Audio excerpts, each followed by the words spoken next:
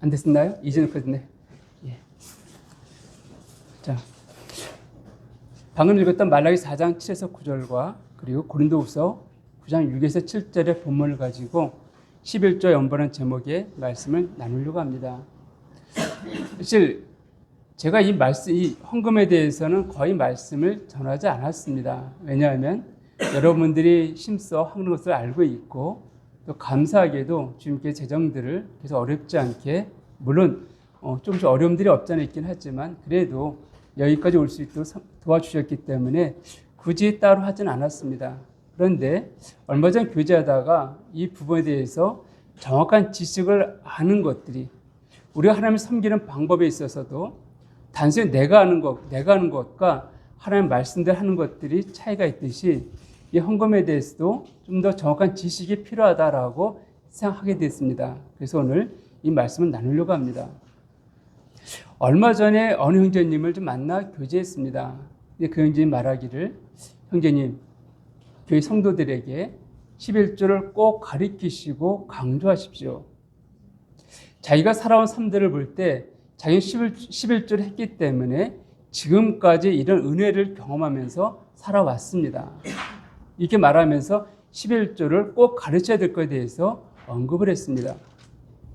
사실 그 이전에도 어느 형제님이 작은 믿음이란 제목의 책을 냈습니다. 이분도 작은 모임을 섬기던 형제님이신데 자기가 교회 재정도 어렵고 자기도 어려웠던 시절 가운데 그래도 내가 하나님 말씀을 지켜서 11조 해야 되겠다 하고 했다고 합니다. 그리고 자기 재정들을 이제 지출 수입을 이제 써나가기 시작했는데 11조 하고 나서부터 자기의 재정이 엄청나게 큰 금액들이 채워졌고 들어오기 시작했고 교회에도 그런 은혜가 넘쳐나는 것을 경험했다.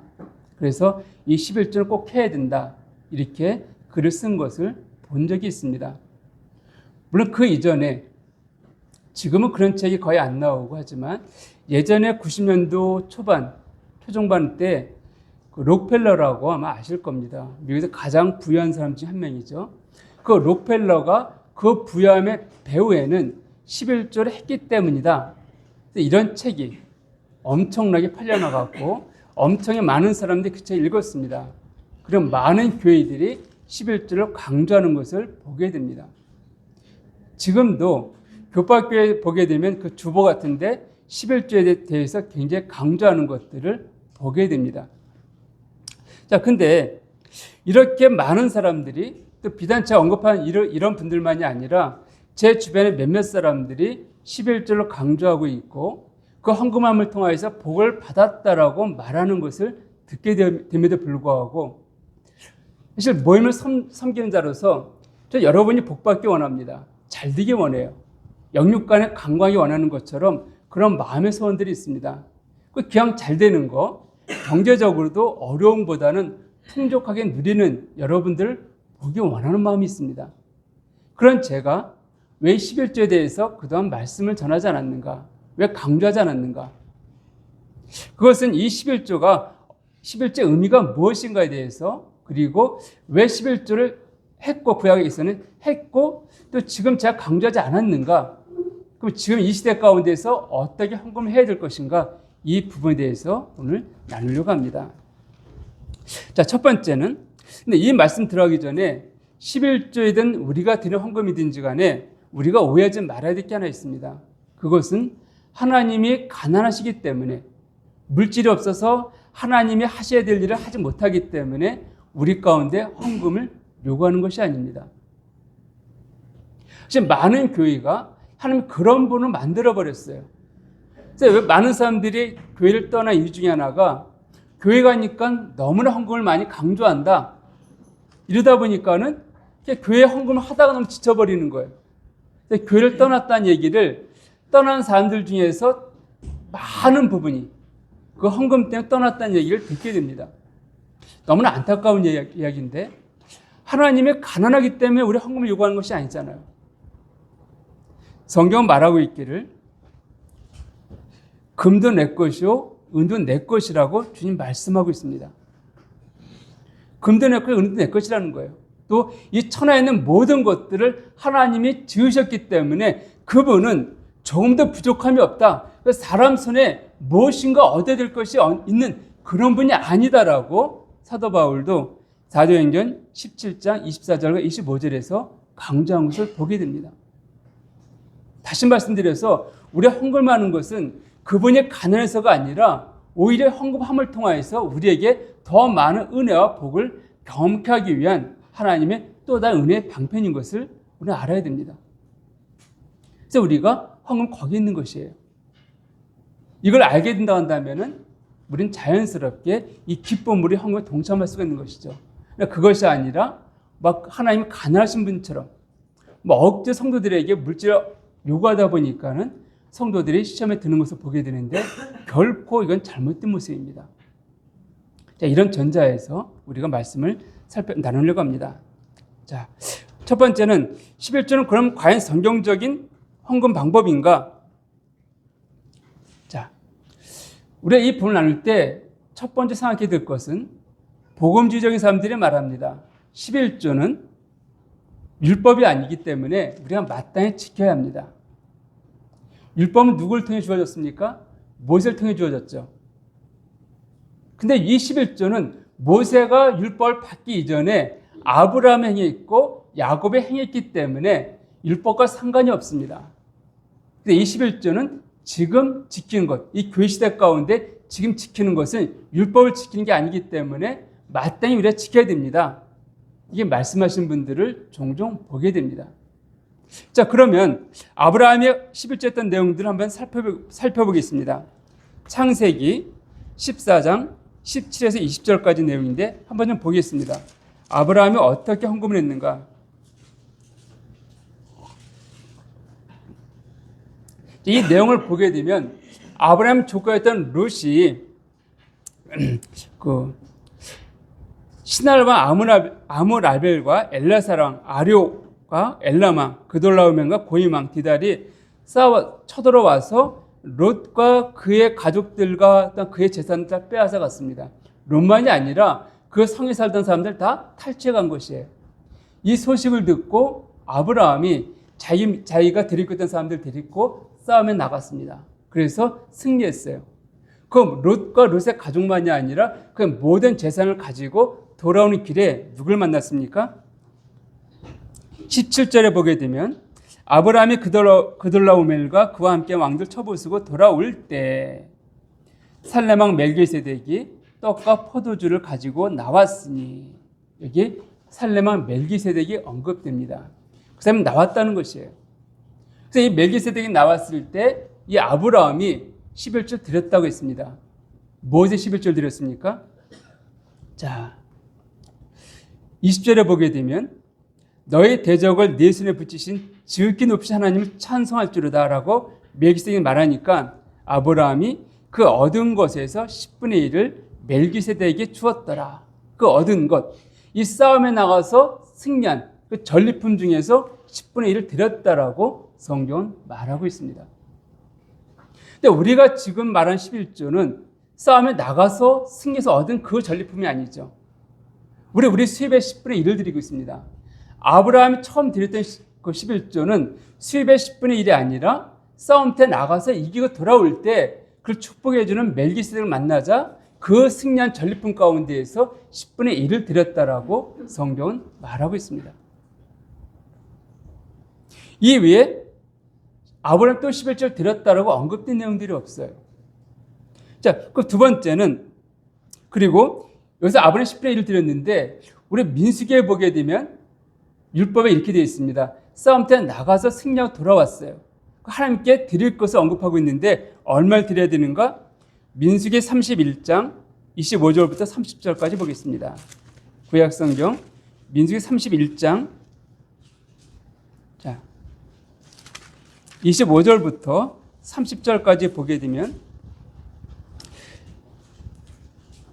여호와께서 모세에게 말씀하여 이르시되 너는 제사장 엘레아살과 회중의 수령들과 더불어 이 사로잡은 사람들과 짐승들 계수하고 그 얻은 물건을 반분하여 그 절반은 전쟁에 나갔던 군인들에게 주고 절반은 회중에게 주고 전쟁에 나갔던 군인들은 사람이나 소나 나귀나 양떼의 500분의 1을 여호와께 드릴지니라. 몇 분의 몇이요? 500분의 1을.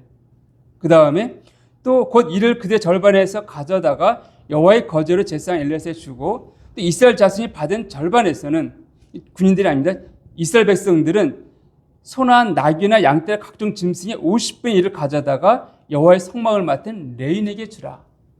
이런 50분의 1을 언급하고 있습니다. 전쟁에 나갔던 군인들은 500분의 1을 드리고, 전쟁에 나가지 않았던 그 백성들은 50분의 1을 드릴 것을 말하고 있습니다. 아브라함이 드린 10분의 1과 차이가 나죠. 이것은 그들이 감사함 드렸던 것이에요. 그러니까 아브라함도 11조를 드렸기 때문이 아니라 감사함 드렸다는 것입니다. 한 예로 이 당시에는 이 10분의 1을 드렸던 것이 이 지역에서는 흔한 일이었습니다. 일반적인 일이었던 것이 고대 문헌을 통해서 우리가 알 수가 있습니다. 심지어는요, 여러분이 아시는 중국의 맹자라신 맹자 있죠. 맹자도 그의 글 가운데 이렇게 표현하고 있습니다. 백성들은 10분의 1을 왕에게 드려야 한다. 왕에게 드려야 된다. 맹자도 그렇게 주장했습니다. 그러니까 10분의 1이라는 것은 특별히 하나님이기 때문에 드린 것이 아니라 그 당시에 일방적인 그 왕에 대한, 또 윗사람에 대해서 공개한 표시로 드렸던 예물이었어요. 또 그들 섬긴 신에게 드렸던 예물이었습니다. 예물의 금액이 10분의 1이었던 것을 알 수가 있습니다. 그래서 아브라함도 그 수입의 10분의 1이 아니라, 그러니까 해왔던 그 농사나 양의 10분의 1이 아니라 전쟁터에서 돌아올 때 그걸 축복하니까 10분의 1 드렸다라고 성경 말하고 있는 것이에요. 이것을 우리가 이 시대 영적인 싸움에서 이긴 것에 10분의 1을 드려야 된다. 우리의 직장에 일하는 것이 영적인 싸움을 하는 것입니까? 아니면 주님을 증거하기 위한 것입니까? 저 영광을 위한 것인가요?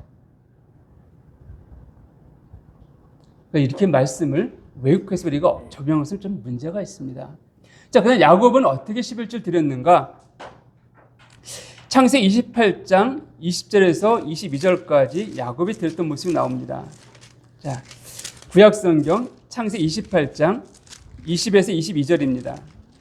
여기에 보게 되면 야곱이 지금 아버지에게 이제 속이고서 축복을 받았습니다. 그럼 나중에 발각돼서 도망가는 상황이에요. 삼촌한테. 가다가 베델에서 잠을 잤습니다.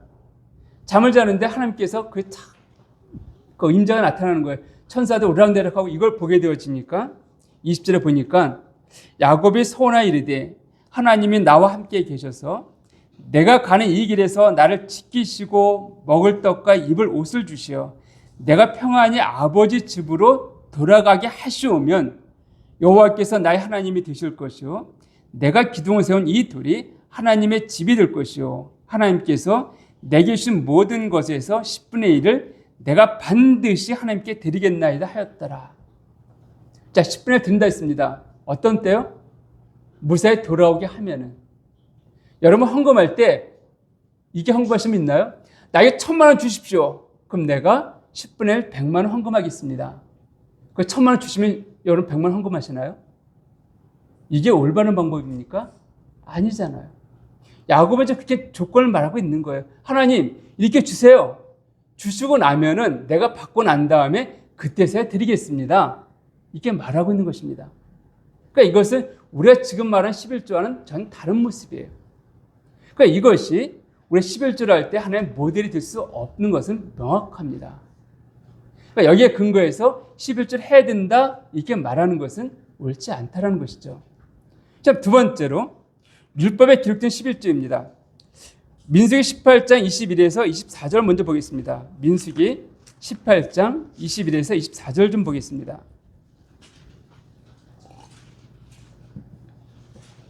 여기 보게 되면 내가 이스라엘의 11조를 내 자손에게 기업으로 다 주어서 그들이 하는 일 곧 회막에서 하는 일을 갚나니 이후로 이스라엘 자손이 회막에 가까이지 말 것이라 죗값에 죽을까 하노라.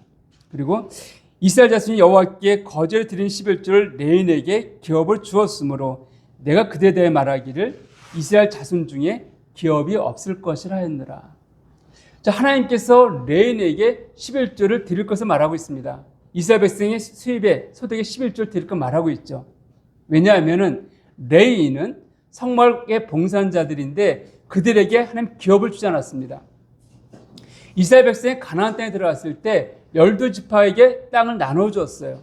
근데 오직 레위 지파에게만 땅을 주지 않았습니다. 그 반면에 요셉의 아들이었던 에브라임과 므낫세에게 땅을 한 지파씩 나눠서 땅을 주었다는 것이에요.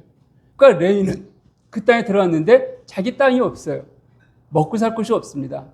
다만 하나님께서 48성읍을 주셨는데 그 48성읍 중에서 13성읍은 다시 제사장이었던 아론, 제사장들에게 주었고 6성읍은 도피성으로 따로 분리할 걸 말씀하고 있습니다. 실제적으로 네 지파는 29개 성밖에 받은 게 없어요. 그 성에 거해야 됩니다. 그 성에서 다른 땅이 주어지지 않았기 때문에 먹고 살기에는 한계가 있어요. 그래서 하나님께서는 그들의 필요를 위해서 11조를 주라고 말씀하고 있습니다. 자, 두 번째는 신명기에 있습니다. 신명기 14장 22절입니다. 14장 22절부터 27절까지 내용인데 몇 절만 제가 읽어드리겠습니다.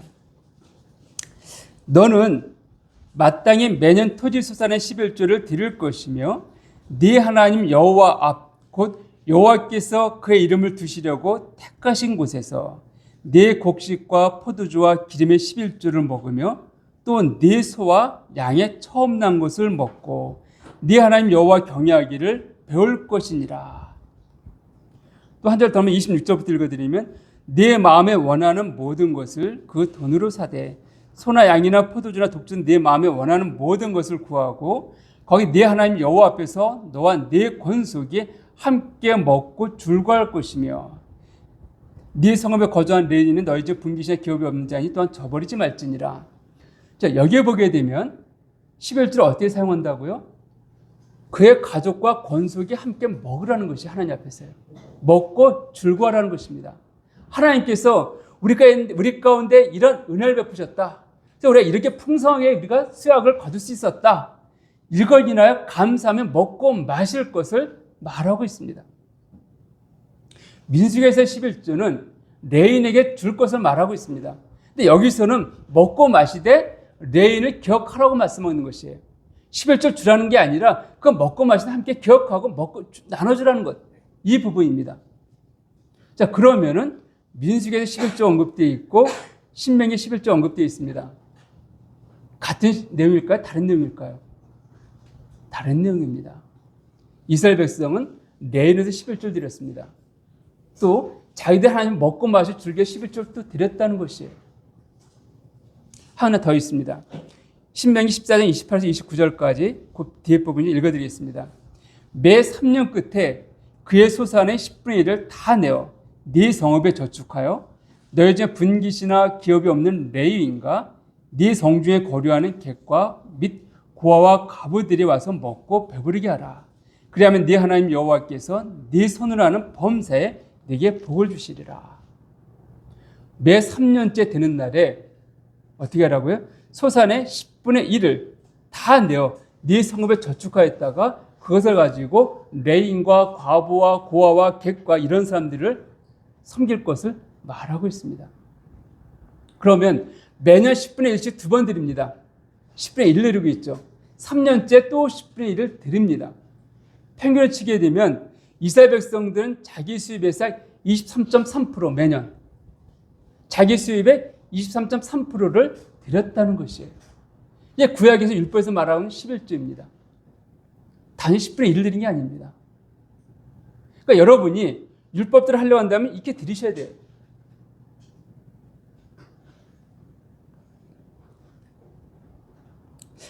세 번째는 자, 그럼에도 불구하고 어떤 분들은 말합니다. 자, 성경을 보게 되면 예수님께서도 11조 하라고 말씀하지 않았습니까? 그 말씀이 어디 있냐면 마태복음 23장 23절에 있습니다. 마태복음 23장 23절을 보면 이렇게 되어 있습니다. 화 있을진저 외식하는 서기관들과 바리새인들이여 너희가 박하와 회양과 근처의 11조는 드리되 율법이 더 중한 바 정의와 궁일과 믿음은 버렸도다. 그러나 이것도 행하고 저것도 버리지 말아야 할지니라. 이것도 행하고 그러니까 정의와 궁일과 믿음도 행하고 저것 박가와 회양과 그제 11조 드린 이것도 버리지 말고 행해야 된다. 여기 분명히 11조 행해야 된다라고 말씀하고 있습니다. 이걸 근거로 해서 11조를 주님도 행하라고 말씀하지 않았습니까? 이게 말씀하신 분이 있습니다. 자, 그럼 과연 이 본문이 11조에 대해서 언급하려고 이 말씀하신 것인가? 아니면은 하나님께서 이 바리새인들의 외식을 창망하려고 언급한 것인가? 이 내용을 보게 되면 23장 전체 내용들이요, 바로 바리새인들의 외식을 창망하는 모습입니다. 그래서 24절을 보아도 맹인된 인도자요, 하루살이는 걸러내고 낙타는 삼키도다. 그 작은 하루살이는 이건 내가 부정한 짐승이야, 걸러낸다는 것이에요. 근데 낙타도 부정한 짐승입니다. 먹어서는 안 돼요. 근데 낙타는 먹는다는 겁니다. 그러니까 이렇게 외식하는 걸 창망하기 위해서 이 말씀을 하신 거예요. 자, 그럼에도 불구하고 왜 예수님께서 이 바리새인 11조에 대해서 그거 하지 마, 외식이니까 하지 마, 이랬으면 너무 좋았을 터인데 왜 그것도 행하라고 했을까? 여기서 그 바리새인들이 드렸던 박하와 회양과 근체, 이것은 어떤 식물인가 하면은 박하는 민트향이 나는 식물입니다. 그리고 회양과 근체는 미나리과의 어떤 식물들인데 흔하게 나는 그냥 텃밭에서 심어 먹는 그런 식물들이에요. 요새는 좀 보기 어렵지만 제가 어릴 때에도 그냥 집에 보면 땅들이 있잖아요. 종원 땅들이 있죠. 그 땅에다가 또 담벼락 타고서 그 땅을 파갖고서 상추도 심고 고추도 심고 또 쪽파도 심고 이런 적이 있었습니다. 그렇죠? 그래서 그거 갖다가 따 먹었어요. 바로 이 박하와 회양과 근처 그런 식물들이에요. 흔하게 그냥 집에서 텃밭에 기르는 그런 채소들이었습니다. 근데 이 바리새인들은 그 채소의 10분의 1까지 드렸다는 것이에요. 그러니까 다시 말하면 이들은 내가 얼마나 철저하게 율법을 지키고 있는가, 이걸 나타내고 자랑하기 위해서 행했다는 것이에요. 그 부분에 대해서. 여러분들 11절 드릴 때 상추 같은 거 집에서 쪽파도 집에 키우기도 하잖아요. 물칸에 놓고서. 그런 상추 같은 거 쪽파 하나도 여러분 11절 드리나요? 그건 아니잖아요.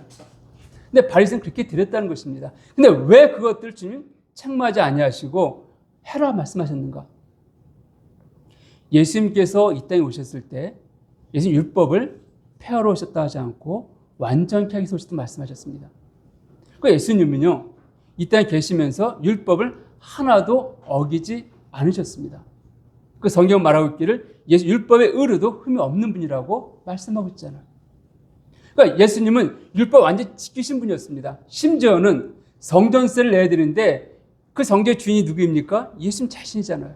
근데 사람들이 오해를 받지 않으려고 베드로한테 야, 가서 물고기 한 마리 잡으면은 그 입안에 한 달란트가 있을 거야. 갔다가 너와 나를 위해서 내라고 말씀하신 분이에요. 이 바리새인들은, 이 유대인들은 율법을 지켜야지 구원을 받는다고 여겼던 사람들입니다. 근데 실상은 율법은 무엇입니까? 우리로 하여금 글쎄 인도한다라고 말하고 있는 것이에요. 그러니까 주님은 이걸 말씀하기 원하는 거예요. 내가 철저히 율법을 지키는데 그걸 지켜봐라 한번. 그렇게 지켜봐. 너희가 완전히 지킬 수 있겠는가? 너희의 모습을 보라는 것이에요. 깨달으라는 것입니다. 그리고 결국은 하나님께 나올 것을 말씀하기 위해서. 만약에 바리새인한테 11조 지키지 마, 그거 드리지 않아도 돼, 이렇게 했다고 한다면은 그들이 율법을 어기도 되겠네? 이랬을 거 아니에요. 예수님께서 하나님 아들이 율법 어기도 된다 그랬으니까 율법 어기도 되겠네? 그래서 범죄까지 빠졌을 거예요. 찾지 않았을 것입니다. 그런데 철저히 지켜봐. 한번 내가 지키지만 지켜봐라 한번. 근데 그들로 하여금 그 곤고한 가운데 거하기 위해서 주님은 그냥 그것도 버리지 말라고 말씀하신 것이지 우리가 그처럼 11조 드리라고 말씀하신 건 아니라는 것이에요.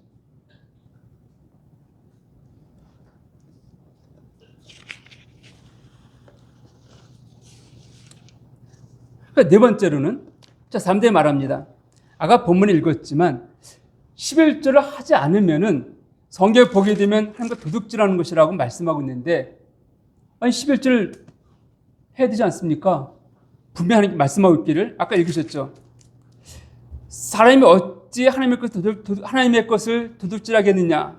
그러나 너희는 나의 것을 도둑질하고도 말하기를 우리가 어떻게 주의 것을 도둑질하였나 하는도다. 이는 곧 11조와 봉헌물이다. 11조를 하지 않은 게 도둑질하는 것이다. 이렇게 말씀하고 있는데 아니 11조 해야 되지 않습니까? 이런 분들이 있습니다. 그 뒤에 내용 보게 되면 자 10절 이하 보게 되면 만군의 여호와가 이르노라 너희의 온전한 11조를 창고에 들여 나의 집에 양식이 있게 하고 그것은 나를 시험하여 내가 하늘문을 열고 너에게 복을 쌓을 곳이 없도록 붙지 아니하나 보라.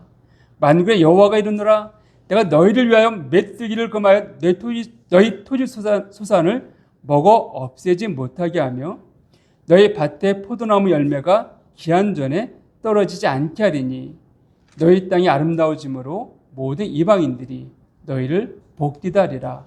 만군의 여호와의 말이니라. 이렇게 우리가 11조 드리면 복을 받는다라고 언급하고 있지 않습니까? 이런 분들이 있습니다. 자, 근데요. 자, 이 말라기 선지자가 언제 이 말씀을 하였는가? 이 시기도 한번 살펴봐야 됩니다.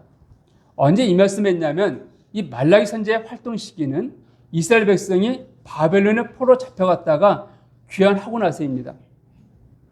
귀환하고 나서 이 말라기 선지자 활동을 했습니다.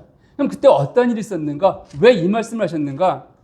자, 이스라엘 백성이 귀환했던 시기가 느헤미야와 에스라에 기록되어 있는데 느헤미야를 좀 보겠습니다. 우리 구약 성경 느헤미야. 에스라와 느헤미야는 이제 이스라엘 백성들이 바벨론 70년 포로에서 돌아와서 돌아온 내용들과 돌아와서의 모습들을 기록하고 있죠. 느헤미야 13장을 보겠습니다. 13장 4절에 보면은 이게 막 이렇게 되어 있습니다. 이전에 우리 하나님의 전에 방을 맡은 제사장 엘리야십이 도비야와 연락이 있었으므로 이 도비야는 그 느헤미야가 성전 짓는 것에 굉장히 방해했던 사람입니다. 도비야를 위하여 큰 방을 만들었으니 그 방은 원래 소재물과 유향과 그릇과 또 레위 사람들과 노래한 자들과 문지기들에게 11조로 주는 곡물과 새 포도주와 기름과 또 제사장들에게 주는 거제물을 두는 곳이라. 우리 아까 민수기와 신명기를 통하여서 하나님께서 이 제물 11조를 갖다가 창고에 들여라 말씀했습니다. 왜요? 레인에게 주기 위해서요. 받은 창고가 필요했던 것이죠. 그 창고가 있었습니다. 성전에 지어졌다는 것이에요. 근데 그 성전에 누가 있습니까? 그 재물을, 그 11조 쌓아둔 그것을 다 비워버리고 도비야를 위한 하나님의 성전을 짓고 그 성벽 짓는 데 있어 방해했던 도비야를 위한 방을 만들었다는 것이에요. 이걸 느헤미야가 6절에 보게 되면 그때는 내가 예루살렘에 있지 아니하였느니라. 바벨론 왕 아닥사스다 32년에 내가 왕에게 나아갔다가 몇 주 후에 왕에게 말미를 청하고 예루살렘에 이르러서야 엘리야십이 도비야를 위하여 하나님의 전뜰에 방을 만든 악한 일을 안지라. 느헤미야가 나중에 돌아오고 나서 보니까 그렇게 되어진 거예요. 그러니까 이 상황과 연관시켜 보십시오. 지금 말라기에 보게 되면 자, 지금 이 하나님의 11조를 쌓아둘 그 창고에 누가 있습니까? 도비야가 있어요. 이스라엘 백성들은 11조를 하지 않았습니다. 그러니까 하지 않은 것이니까는 할 필요도 없었고요. 그러니까 그들은 그냥 하나님의 언약했던 그 율법, 민수기와 신명기에서 말씀한 그 약속들은 다 잊어버린 것입니다. 무시하고 있는 것이에요. 그것에 대해서 하나님은 책망하고 있는 것입니다. 너희가 내 말을 들으면은 내가 복을 준다 하지 않았느냐? 11조만이 아니에요. 구약에 보게 되면 하나님의 명령을 지키게 되면 복을 준다라고 말씀하셨습니다. 근데 하나님의 말씀을 어기면은 율법을 지키지 않으면 무엇이 있다고요? 저주가 있다는 말씀했잖아요. 이 11조도 그 일환으로 말씀하고 있는 것이에요. 우리에게 하신 말씀이 아니라 집 연관된 말씀이 아니라 이스라엘 백성을 향하여서 내가 이렇게 너에게 명하지 않았느냐? 근데 너희가 지금 어떻게 하고 있느냐 이것을 강조하고 책망해서 하셨던 말씀인 것입니다. 그러니까 지금 우리 교회 시대 가운데 적용하기에는 좀 무리가 있는 것이죠. 우리가 지금 11조 갖다 어느 창고에 드립니까? 그 어떤 분이 말합니다. 구약 성경에서 11조는 무엇을 드렸습니까? 물질을 드리지 않았습니다. 소와 양, 그런 가축과 또 곡물로 드렸던 것을 우리가 보게 됩니다. 근데 지금 옛날에는 시골에서 농사하시던 분들이 쌀을 갖고 오게 됐습니다. 성밀에서 받아온 통도 있었는데 지금은 그렇게 헌금하지 않잖아요. 물질을 갖고 오고 있습니다. 근데 구약 성경에서 하는 물질로 바칠 것을 언급하지 않았습니다. 돈이 없어서 그랬을까요? 우리가 신명기 읽으셨죠. 돈을 갖다가 멀리 가게 되어지면 돈으로 가져가서 거기서 그 물건을 사서 하나님께 드리고 먹고 마실 것을 신명기 말씀하고 있잖아요. 그러니까 물질이 없어서가 아니에요. 돈이 통이지 않던 시절이 아니라 돈이 사용되어 있음에도 불구하고 하나님은 돈이 아니라 이 구약의 11조는 물질을 드릴 것을 말씀하는 것이에요. 직접 소나 양을 직접 내가 추수한 것을 드릴 것을 말씀하는 것입니다. 그렇기 때문에 우리가 지금 말하는 11조 개념과는 다른 것을 알 수가 있는 것이죠. 자, 그러면 신약 성경에서는 헌금에 대해서 어떻게 말하고 있는가? 오늘 읽었던 본문을 다시 한번 보겠습니다. 고린도후서 9장 6절과 7절 말씀입니다.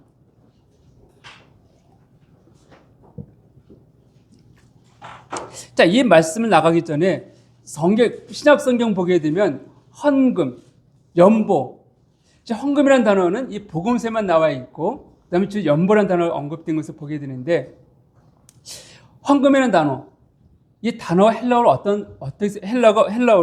도론이라는 단어입니다. 헌금의 의미가 도론이에요. 근데 그 의미가 무엇인가? 선물이라는 뜻입니다.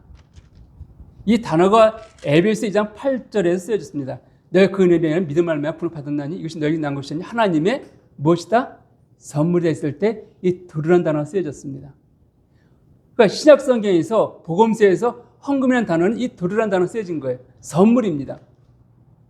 자, 생각해 보십시오. 하나님께서 우리에게 은혜를 베푸셨다는 거예요. 그 모든 것이 함께 내게 주신 것들입니다. 그 마음의 감사와 기쁨으로 우리가 마음의 기쁨 뭘 합니까? 선물하잖아요. 고마운 사람한테요. 그러니까 이 헌금은 그 고마움 앞에 하나님께 드려지는 그 예물. 우리가 헌금이라는 단어는 도루, 선물이라는 단어가 쓰여진 것을 알게 됩니다.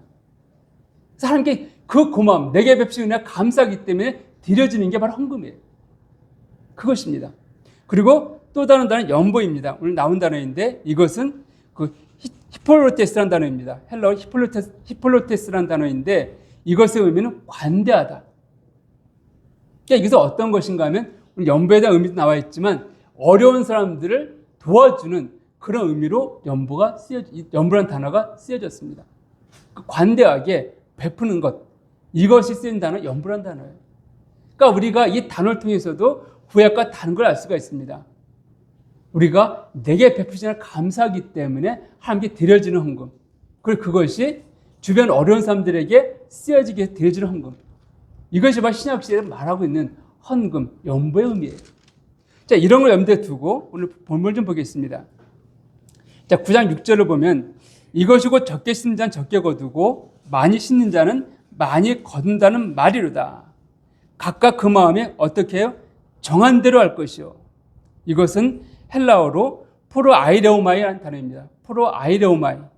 이 의미는 스스로를 위해 선택하다. 내가 내 스스로 선택한다는 것이에요.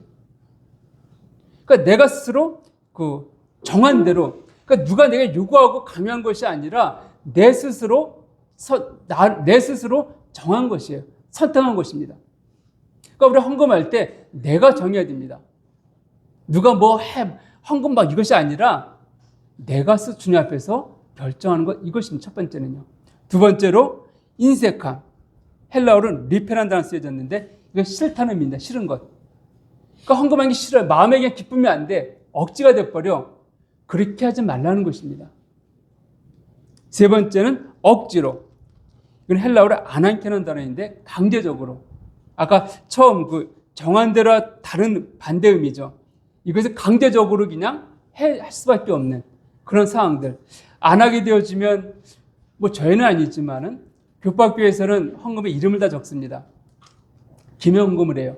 그래서 누가 11조 했는지, 누가 감사원금했는지, 누가 월정금했는지, 누가 건축원금 다 나와요, 그것을요.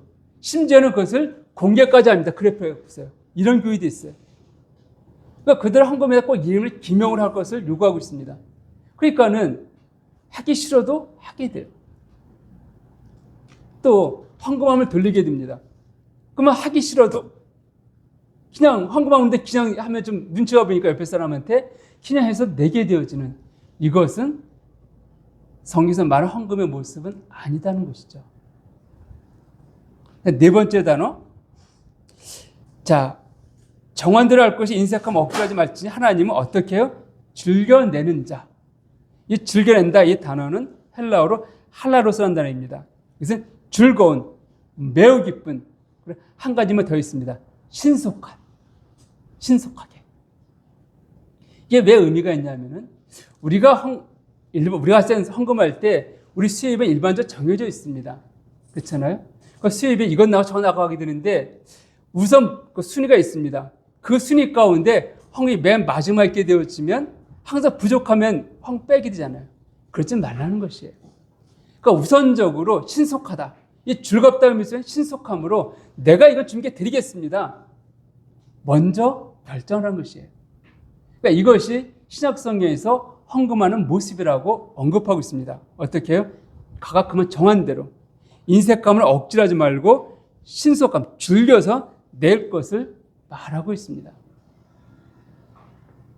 자, 그렇다고 한다면은 우리가 처음 설에 말씀드렸듯이 11조 하는 사람들이 그렇게 복을 받았다 말하고 있고 물질적 축복을 누렸다고 하고 있는데 그건 잘못된 것입니까? 우리 이런 의구심을 갖게 될 것입니다. 잘못된 것일까요, 그러면? 11조를 하는데 그렇게 복을 받았는데 나는 복 받지 못하는 거 보니까 11조를 안 드렸기 때문이고 그래서 그런 것인가? 라고 생각할지 모르겠지만, 자, 사도행전 20장 35절을 보면 하나님은 주는 것이 받는 것보다 더 복이 있다고 말씀하고 있습니다. 주는 것이 받는 것보다 더 복되다. 우리가 하나님께 받은 걸 드리는 것, 또 우리가 구제헌금 때 다른 사람 드리는 것, 이것이 복되다는 것이에요. 그러니까 받기보다는 내가 드릴 수 있다는 것 자체 우리는 먼저 감사하고 만족해야 합니다. 그 두 번째는 잠언 3장 9절과 10절 말씀 보면 네 재물과 네 소산물에 처음 익은 열매로 여호와를 공경하라. 그리하면 네 창고가 가득 차고 네 집들에 새 포도즙이 넘치리라고 말씀하고 있습니다. 하나님은요, 하나님께 내는 자들을 아까 말씀드렸죠. 그게 가난하기 때문에 우리에게 물질을 요구하지 않습니다. 오히려 더 큰 은혜를 주시기 위함이에요. 더 큰 복을 주기 위함이라고 성경은 말하고 있습니다. 그래서 우리가 기쁨과 자음을 갖고 드렸을 때 하나님은 우리에게 분명하게 복권을 더하신다라고 말씀하고 있습니다. 오늘 본문도 그렇잖아요. 6절에 이것이고 적게 심자 적게 거두고 많이 심자 많이 거둔다는 말이로다. 하나님은 기쁨으로 우리가 풍성히 드릴 때 풍성히 공급하신다라고 말씀하고 있습니다. 그런데 이 부여함들이, 이 공급함들이 꼭 물질적인 부여함만은 아니에요. 하나님께서는 이미 창세 전에 우리에게 신령복을 복을 주셨다라고 말씀하고 있습니다. 근데 그 복 속에 물질도 포함되어 있지만 그것이 우리가 꼭 완전히 누구처럼 록펠러처럼 그런 부여함만이 하나님 복 받았다 말씀하지는 않습니다. 제 개인적으로 볼 때 어떤 면에서 보게 되면 저도 물질의 부여함을 좀 누리고 싶을 때가 있습니다. 지금도 마찬가지예요. 그런데 제가 이런 간증을 한번 드렸습니다. 예전에 청년 때 그 통행금지 있던 시절이죠. 제가 교회를 갔다 수요 모임인데 이제 집에 가야 되는데 막차입니다. 근데 이제 함께 모였던 형제들과 헤어졌어요. 잘 가고 반대 방향이니까는요. 한참 걸어갑니다. 버스 정거장에 와서 봤는데 주머니 토큰이 없습니다. 토큰 아시는 수도 있죠. 토큰이 없는 거예요. 큰일 났습니다. 돈은 더더구나 없죠. 제 마음 어땠을까요? 주님, 이거 차를 못하면은 여인생 묵을 것도 아니 돈이 없으니까는요. 꼼짝없이 지금 경찰서에 끌려갈 수밖에 없는데 지금 어떻게 되겠습니까? 교회 예배당 문도 잠겨져 있고 형제들도 벌써 가서 없고 주님, 그 기도하면서 그 정류장을 뚫어지게 바라봤을 때 토큰이 하나 발견됐습니다. 얼마나 감사합니까? 얼마나 감사해요. 만약에 제 지갑에 10,000원짜리 한 장 있다고 합시다. 저 그렇게 기도하지 않았을 거예요. 그렇게 하나님 찾지 않았을 겁니다. 이런 감사함도 못 누렸을 거예요. 왜? 택시 타고 가면 되잖아요. 근데 그 돈이 없어요. 그러니까 저의 그 간절함들, 오히려 없기 때문에 좀 더 바라보고 의지하게 되는 이것이 복된 것이지, 너무 풍족하기 때문에 주님 없이도, 사실 요즘 물질이 거의 신의 일치를 차지하고 있는데 돈 있으면 모든 건 해결되는 것 같은 그런 시대 가운데 있잖아요. 그러니까 물질이 많으면 굳이 함 찾지 않습니다. 기도하지 않아도 돼요. 물질 해결하면 되니까요. 그렇기 때문에 꼭 물질에 부여한 것이 복인가? 여기에 대해서 개인적으로는 그렇다고 여기지는 않습니다. 물론 누가 너무 가난해 사는 것들도 하나 원하지 않지만은, 그러나 그분은 우리 필요한 만큼 공급하신 분이라고 말씀하고 있습니다.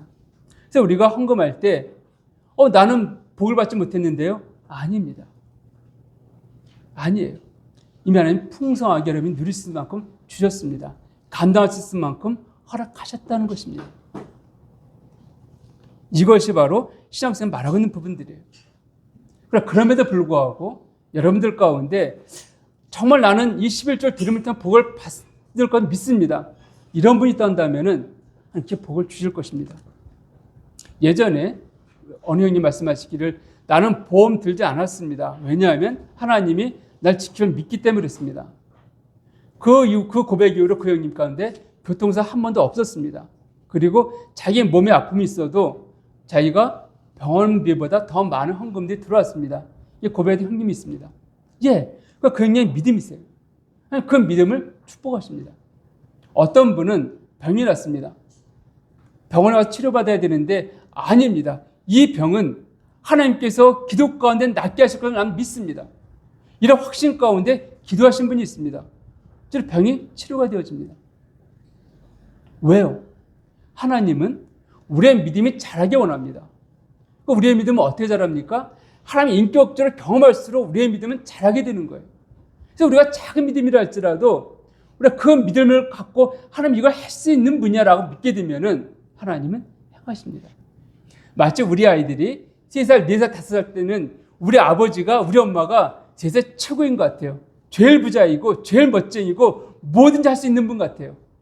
그렇잖아요, 아이들이요. 그 요구할 때가 있습니다. 그럼 부모로서 할 수 있는 것은 최대한 애써서 하려고 하잖아요. 왜요? 내가 그런 아버지인 것을 보이고 싶기 때문에, 자랑하고 싶기 때문에. 마찬가지입니다. 하나님도 우리가 우리의 믿는 것에 대해서 하나님 멸시하지 아니하시는 분이세요. 그러니까 정말 여러분 어떤 분이 나는 정말 주께서 말씀하신 대로 이 11절 들음을 통해서 난 복을 받을 것이다. 이걸 간절하게 원한다. 이런 마음이 좀 믿어지고 그런 믿음하고 하신 분이 있다면 그 믿음을 축복하실 것입니다. 그 믿음은 모든 자의 믿음은 아니라는 것이에요. 모든 자의 믿음은 아닙니다. 아까 보험이 모든 자의 믿음이 아닌 것처럼 마찬가지입니다. 자, 결론입니다. 성경은 자원하여 드리는 헌금을 말하고 있습니다. 그렇기 때문에 내가 헌금을 드리는 데 있어서 그럼 나는 내 헌금을 어떻게 드릴 것인가? 내 수입의 10분의 1을 드리겠다. 이게 자원하여 결정했다면 이건 잘못된 헌금의 모습은 아닙니다. 여러분 10분의 1은 너무 매일 필요가 없다는 것이에요. 나는 내가 준비 헌금을 드리기 원하는데 그건 내가 내 수입의 10분의 1 정도 드려야 되지 않겠는가? 이렇게 해서 스스로 선택해서 결정하셨다면 그건 잘못된 결정이 아닙니다. 또 어떤 분이 난 내 수입의 10분의 1을 드리겠다. 잘못된 결정이 아니에요. 또 어떤 분은 나는 내가 좀 어려우니까는 내 수입의 20분의 1만 드리겠다. 괜찮습니다. 정말 주님 앞에서 내 최선을 다한 것이 이 정도입니다 라고 하는 것들 주님 받으십니다. 기뻐 받으신다는 거예요. 그 반면에 우리가 11조, 내가 내 수입의 11조를 결정했든 아니면 더 적은 헌금이나 더 많은 헌금을 결정했든지 간에 결정한 그 일에 대해서는 우리는 성실함으로 지키는 것이 매우 중요합니다. 성경은 반복적으로 우리의 선한 것을 지킬 것을 말하고 있습니다. 시편 15편 4절을 보면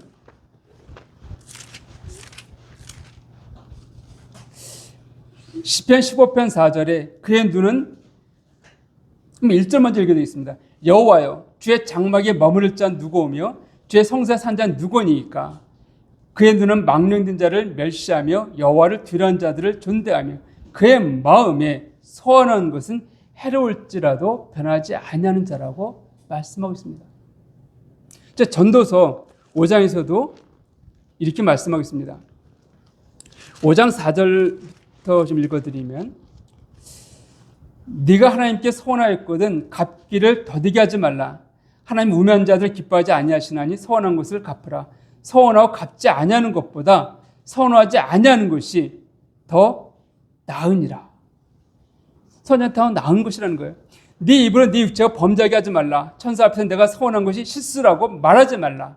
어찌 하나님께서 네 목소리로 말미암아 진노하사 네 손으로 한 것을 멸시하게 하랴. 무슨 말씀입니까?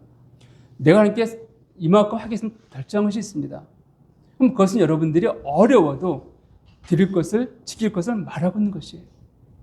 가끔 여러분 가운데 있다 여기지 않지만 근데 이런 예전에 한번 이것 때문에 마음이 좀 어려운 적이 한번 있었습니다. 그때 2월 달이었는데 추석 구정이 끼었습니다. 갑자기 헌금이 확 줄어들었습니다. 그 이유는 잘 모르겠어요. 왜 그때 갑자기 그렇게 많은 금액이 줄어들었는지.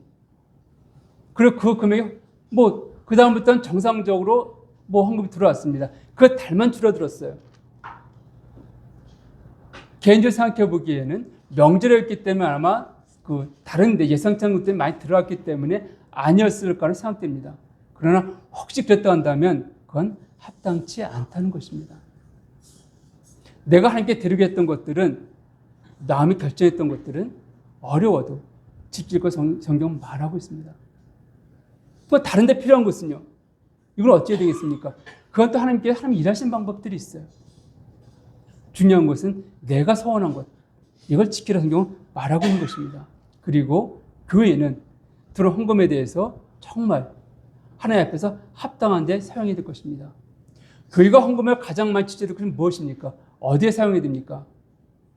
그것은 교회 건물을 새롭게 짓고 늘리고 이것보다도 먼저 구제와 선교하는 것들. 좀 이것을 기뻐하십니다.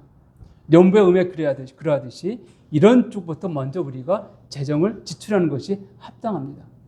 오늘 왜 많은 교회들이 물론 정말 이름 밝히지 않으면 섬기는 교회들도 많이 있습니다. 그런데 그 교회 지출 내역들을 보게 되면 좀 많은 부분들이 구제와 선교보다는 그럼 선교는 그래도 좀 보이는 게 있죠. 구제하는 데보다는 내적인 지출이 더 많을 때가 있습니다. 땅 사고 건물 짓고 더 화려하게 꾸미고 있고 이것은 성경에서 말하고 있는 모습과는 거리가 멉니다. 정리하면은 우리가 헌금에 대해서 정말 자원함으로 기쁨을 갖고 해야 될 것입니다. 그리고 결정한 것에 대해서 우리가 힘을 다해야 되겠죠. 하나님은 그거에 대해서 분명히 보상하신다라고 말씀하고 있습니다. 근데 그 보상 때문이 아니라 우리가 받은 은혜가 크기 때문에 아까 헌금은 선물이라고 말씀드렸죠. 그 하나님의 앞에 우리가 얼마나 큰 선물을 드려야 될 것인가. 여러분들 각자가 결정해서 행하실 목입니다. 네, 기도하겠습니다.